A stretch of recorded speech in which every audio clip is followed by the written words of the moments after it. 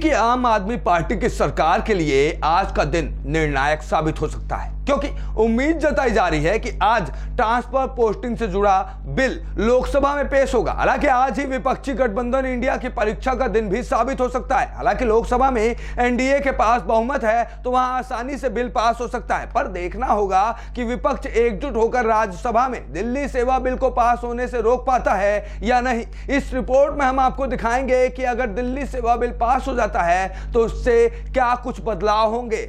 इस अध्यादेश पर केजरीवाल सरकार बीते एक अरसे से विरोध कर रही है। देश के सर्वोच्च अदालत के बाद यह अध्यादेश सबसे बड़ी पंचायत यानी संसद में है और इस बिल के खिलाफ दिल्ली के सीएम अरविंद केजरीवाल देश भर के विपक्षी संगठनों से मुलाकात कर इसी बिल को चुनौती देने के लिए समर्थन की मांग कर रहे थे। ऐसे में यह भी माना जा रहा है कि अगर आज केंद्र सरकार ने लोकसभा में यह बिल पेश किया तो इंडिया गठबंधन के लिए यह एक लिटमस टेस्ट साबित हो जाएगा। लेकिन आम आदमी पार्टी की पूरी शिद्दत के साथ इस बिल को पारित होने से रोकने की कोशिश जरूर रहेगी। आपके राज्यसभा सांसद राघव चड्ढा ने इस मामले पर अपना प्रतिक्रिया बयां किया है और कहा है कि यह लड़ाई सत्य बनाम असत्य की है। बुराई बीजेपी के खेमे में है, ब्रह्मांड की सारी शक्तियां हमारे साथ हैं, हम इसको रोक पाएंगे। मैं तो बीजेपी के कई सांसदों को कहूंगा कि सत्य का साथ दीजिए। वहीं बिल पास होने से आखिर क्या कुछ बदलाव होगा, जरा उस पर भी एक नजर डाल लीजिए। दिल्ली सेवा बिल गृह मंत्री अमित शाह संसद में पेश कर सकते हैं। केंद्र सरकार ने राष्ट्रीय राजधानी क्षेत्र सरकार संशोधन अध्यादेश 19 मई को जारी किया था।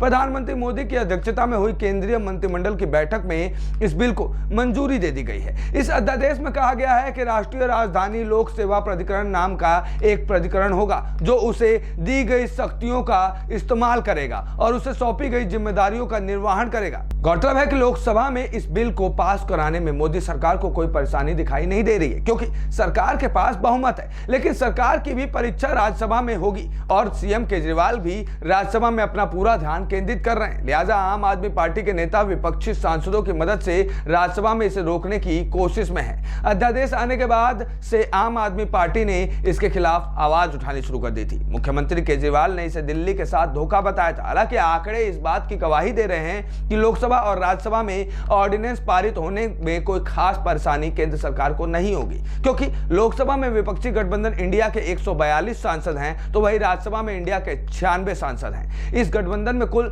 26 सियासी दल शामिल हैं। इधर एनडीए की स्थिति पर ध्यान दें तो दोनों ही सदनों में इसकी स्थिति बहुत मजबूत है, क्योंकि लोकसभा में एनडीए के 329 सांसद हैं तो राज्यसभा में 101 सदस्य हैं। साथ ही एनडीए के साथ भी कई सियासी दल शामिल हैं। कांग्रेस समेत दूसरे विपक्षी दलों का आपको सपोर्ट मिल चुका है। अब जब यह बिल संसद में पेश किया जाएगा तो इंडिया गठबंधन के सभी दल इसका विरोध करेंगे। लेकिन राज्यसभा के लिए मोदी सरकार भी खास दांव चलेगी। मोदी सरकार का यह दांव क्या होगा ये तो आने वाले वक्त में ही तय होगा। ऐसे में आज लोकसभा में यह बिल पारित किया जाएगा, इसको पेश किया जाएगा। देखना होगा कि आज लोकसभा में इस दौरान क्या कुछ होता है। ए न्यूज़ टुडे से विश्वेश तिवारी की रिपोर्ट।